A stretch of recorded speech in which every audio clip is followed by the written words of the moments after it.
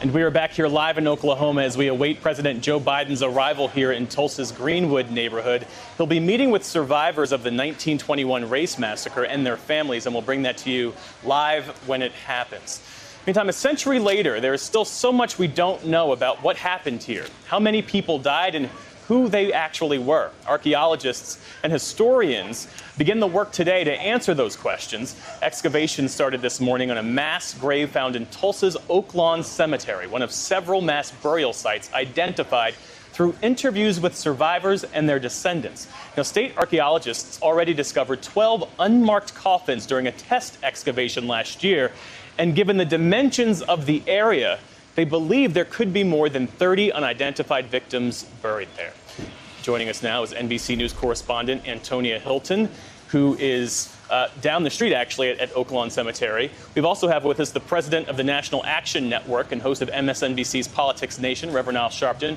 And Reverend Robert Turner of Tulsa's historic Vernon AME Church is with us. And Antonia, before we go to you, I want to start with you, Reverend Al, because you're inside that community center. You're awaiting the arrival of President Biden. You've been talking with the survivors and their families. What are they telling you right now? Well, they're telling me that they think it is great to finally get a presidential recognition, but they need to deal with repairing the damage. They need to really invest in this community. They need to deal with the fact that these survivors went through generations, that they did not enjoy the wealth that should have been passed down to them that was destroyed in this racist massacre. So I think it is great that President Biden is doing today what has not been done before, but that certainly does not fulfill what needs to be done. We need to repair the damage done. It is good to visit the damage, but you must repair the damage. So don't come as a tourist, come as one that's going to invest in rebuilding and restoring those that were hurt 100 years ago and coming forward. And Reverend Al, you, as I understand it, have an open line to President Biden. In your conversations with him, does he fully understand that? Does he grasp the need, at least as it relates to those three living survivors he's going to meet with today? Does he understand why it's important to make sure that the three of them are made whole? Well, I think he does. I mean, I will be probably talking, Mark Morial, a couple of us are going to be talking with him after the speech. I have not talked specifically about what he's going to say today.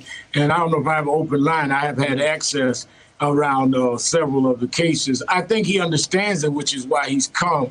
I think he understands it because if you look at the fact that, Jeff, just a year ago, we were in the same city where another president, his predecessor, had come the beginning of Juneteenth to rally in one of the most divisive rallies that ever was. I came to the rally the day before with the Terrence Crutcher family. So when you look at 2020 Tulsa, and you had a president coming here with divisiveness that ignored what happened in Tulsa in 1921, and you look at 2021 with a president that is acknowledging it and that is dealing with it, and what Reverend Turner is doing with the wall and others, there is a difference a year makes, which is why our vote matters. But we still must hold those that we vote for accountable. Got you. Appreciate you, Reverend Al, as always. We're going to let you go because I know you have to get ready for that meeting. Antonia, let's talk about what you've been reporting all day. You've been speaking with the team involved with this excavation. What are they telling you about the work that they're starting today? Well, Jeff, it frankly is an emotional and sort of solemn start to this highly anticipated archaeological process. Researchers and archaeologists and actually some community members and descendants are already here on the cemetery grounds. And let me break down for you what's going to be happening here all through the day. They have already brought out heavy machinery, a backhoe, and they're going to be removing the top of soil above coffins in that mass grave that they've already identified. Then as they get down there, we're going to see archaeologists actually get into the graves with small hand tools, with brushes, and start the very, very careful process of actually pulling up remains from the earth so that scientists, researchers can study them, hopefully ultimately identify some of them and connect their stories, give us more information about what happened to the massacre, in the massacre. They're going to be seeing if there's trauma signs on the remains and then connecting with families. I want you to take a listen to Alicia Odewale. She is a Tulsa native and an archaeologist involved in this work. She's also an expert in the handling of artifacts. Take a listen to what she shared with me. With a native Tulsan, as a mom, as someone who is somewhat connected to this history, it is kind of troubling at the same time as healing. We are disturbing ground. We're disturbing sacred ground, but we're doing it in order to look and find. So I think it's both like humbling, but also sort of troubling that we're out here doing a lot of this. But that's why we're trying to do it as respectfully as possible and be sure that we are giving the people respect, whoever we find here, that we're doing our best not only to recover all these ancestral remains, but to actually find loved ones that are connected to them. I frequently hear that sentiment from both the researchers involved and from community members that this is, somewhat emotional, that people are nervous about what they might discover. It's important to them because this isn't just about archaeology and finding some additional pieces to put in a museum. This is a critical piece of the reconciliation and healing that has been talked about in this city all weekend long. Jeff? Yeah, that's a great point. So, Reverend Turner, a question about why this work is just starting now. For decades, and we're hearing cheers here because I understand that President Biden's motorcade is arriving here. But for decades, there were rumors of mass graves around Tulsa.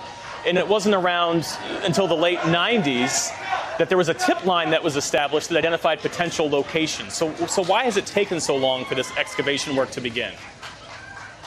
Thanks for having me, Jeff. It's been taking so long because, unfortunately, here in America, and in Tulsa especially, they have a problem acknowledging the fact that the first time bombs dropped on American soil, they were done by white people, and the first victims of it were black people. And they tried to hide this history, and in order to hide the history, they also had to deny the evidence. And the mass graves is a definite evidence of, the 1921 Tulsa Race Massacre.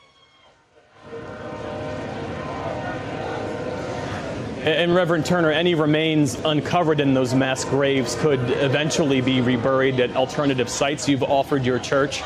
Help folks understand why it's important that the remains that might be discovered be reinterred elsewhere. It's important because these individuals who were killed were innocent and they never got a proper burial. And as a pastor, that is something we take very personal. The actual committal, the ashes to ash, the dust to dust. That's our symbolic spiritual way of allowing that soul to go wherever it's supposed to go. And those individuals who were killed during the massacre never got that. So it's important that they be reinterred in a proper, respectful, symbolic manner. And there was a Red Cross report our team found from 1921 that suggested that 300 people were killed in that massacre, yet the official toll recorded was just 36 people killed, 26 black people and 10 white folks. What does it mean for folks here in Tulsa to have the real death toll finally be recognized a century later? It is very comforting, but also we still believe that there are more bodies out there. It's comforting to know that they're actually admitting that it's in the hundreds. But I've heard testimony from people who passed down their oral history, white people as well, that they were told that thousands of bodies were dumped in mass graves. But at least at the moment, they're acknowledging it's in the hundreds. We must make sure everybody is found and they get the proper burial that they definitely deserve. Yeah, so it's crucial to understanding the real history here. Reverend Robert Turner and Antonia Hilton, our thanks to you both.